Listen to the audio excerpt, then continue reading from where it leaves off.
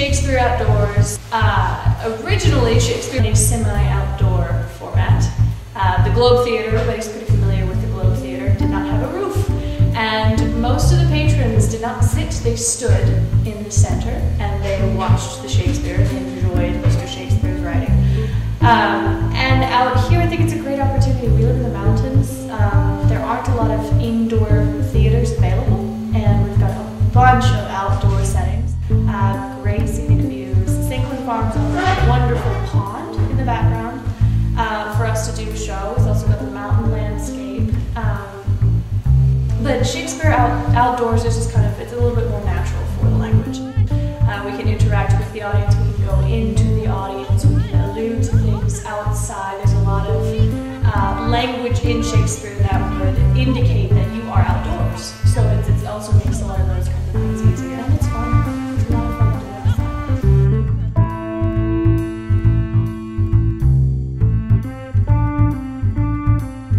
Alright, so much ado about nothing. How to describe it. It's witty, it's sexual, it's naughty, it's raunchy, it's funny, it's there's a lot of interesting dialogue.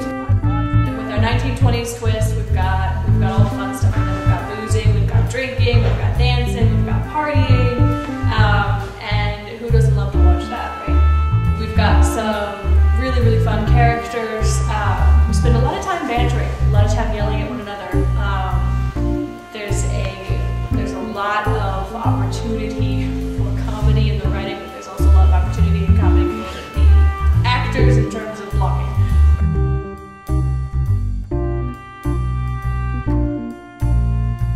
So Shakespeare's famous couple is Benedict and Beatrice. Why? Because they're awesome. Beatrice is perfectly horrible. She's incredibly mean to Benedict, constantly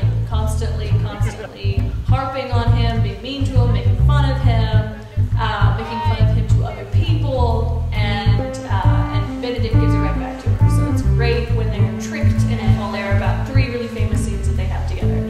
The first one when they meet, constant bantering back and forth, talking about how one's tongue is a little bit faster than the other one, and we can all really enjoy that particular dialogue there. And then there's the parts where they are forced to fall in love with one another via their friends, which is also very fun to watch, very fun to block as a director, because you've got 2 wonderful actors who are having a great time, and then you've got Benedict and Beatrice when they finally come together after having been tricked into falling in love with one another.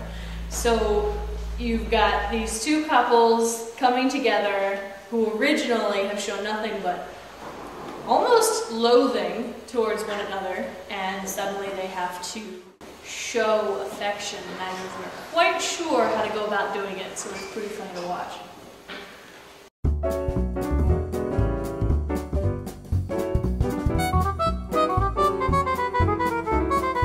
Thank you for coming to our previous show. We would love for you to come see our second season here. We had a lot of fun with Midsummer Night's Dream was a blast. It was also a major learning experience.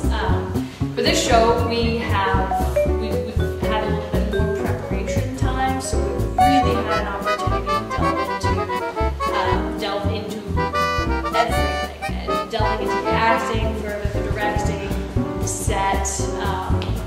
Everything has a lot of detail put into it. We've got a theme this year, 1920s.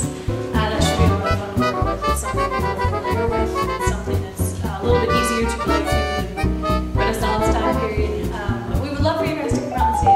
1920s, it's a good time. It's a good time to be alive, throwing 20s, dancing, and stuff like that. So it's our opportunity to